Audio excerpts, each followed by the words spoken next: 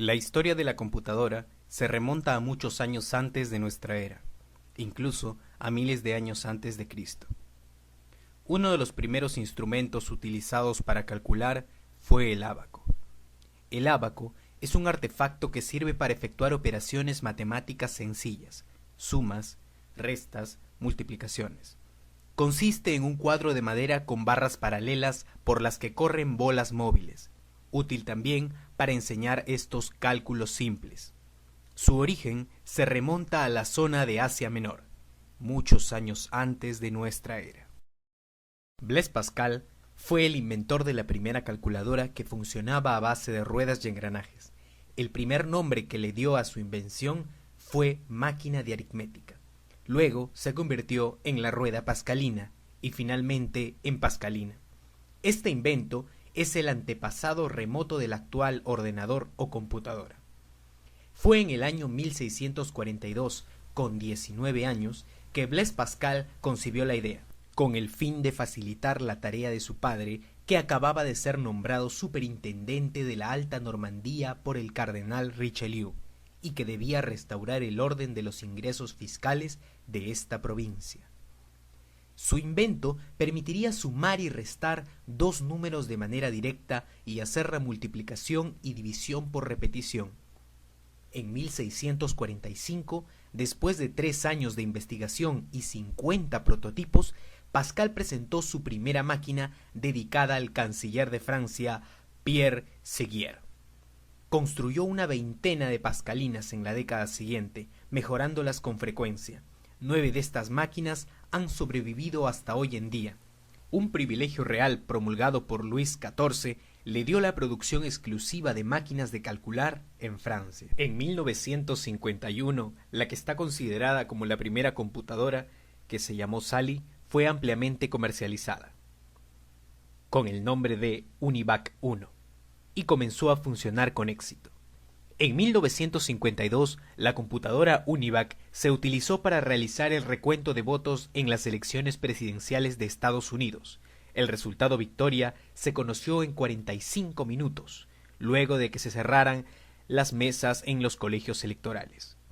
En 1952 entra en funcionamiento la primera de las llamadas IAS Machines, diseñadas por John von Neumann, y que incorporaban notables mejoras respecto a sus predecesoras. Y en 1962, Steven Russell creó el primer juego para computadoras, Space War.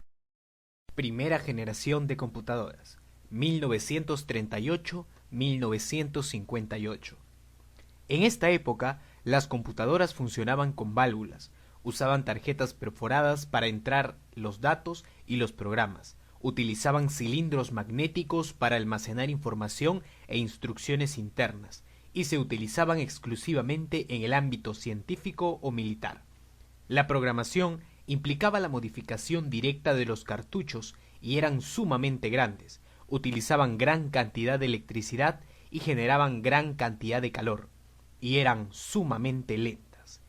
Debido a esto, la comunicación era breve. Segunda generación, 1955-1963. Las características de esta generación era que la mayoría de las computadoras utilizaban transistores para procesar la información.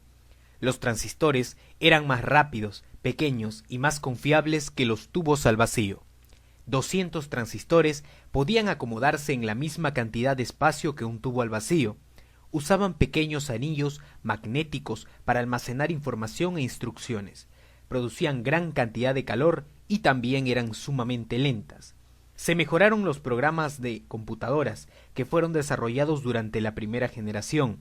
Se desarrollaron nuevos lenguajes de programación como COBOL y Fortran, los cuales eran comercialmente accesibles. Se usaban en aplicaciones de sistemas de reservaciones de líneas aéreas, control de tráfico aéreo y simulaciones de propósito general.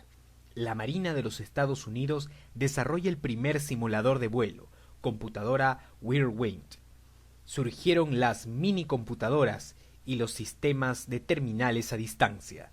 Se comenzó a disminuir el tamaño de las computadoras. Aparecen muchas compañías y las computadoras eran bastante avanzadas para su época, como la serie 5000 de Burroughs y la Atlas de la Universidad de Manchester. Algunas computadoras se programaban con cinta perforadas y otras por medio de cableado en un tablero. Tercera generación, 1964-1970.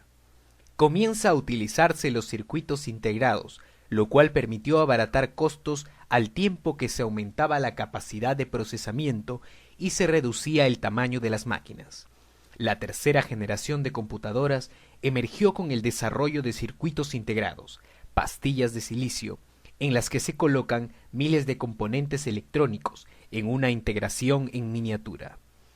El PDP-8 de la Digital Equipment Corporation fue el primer mini ordenador. Cuarta generación, 1971-1983. Fase caracterizada por la integración de los componentes electrónicos, lo que proporcionó la aparición del microprocesador, es decir, un único circuito integrado en el que se reúnen los elementos básicos de la máquina. Se colocan más circuitos dentro de un solo chip, LSI, Large Scale Integration Circuit, y VLSI, Very Large Scale Integration Circuit. Cada chip puede hacer diferentes tareas. Un chip sencillo actualmente contiene la unidad de control, la unidad aritmético-lógica. El tercer componente, la memoria primaria, es operado por otros chips. Se reemplaza la memoria de anillos magnéticos por la memoria de chips de silicio. Se desarrollan los microcomputadores, o sea, computadoras personales o PC. Además, se desarrollan las supercomputadoras. Una característica de esta generación es que se desarrollaron los circuitos integrados para procesar información. Se desarrollaron los chips para almacenar y procesar información, como antes ya se había mencionado. Se desarrollan los tipos de computadoras IBM 360 y DEG PDP-1. Otra vez, las computadoras se tornan mucho más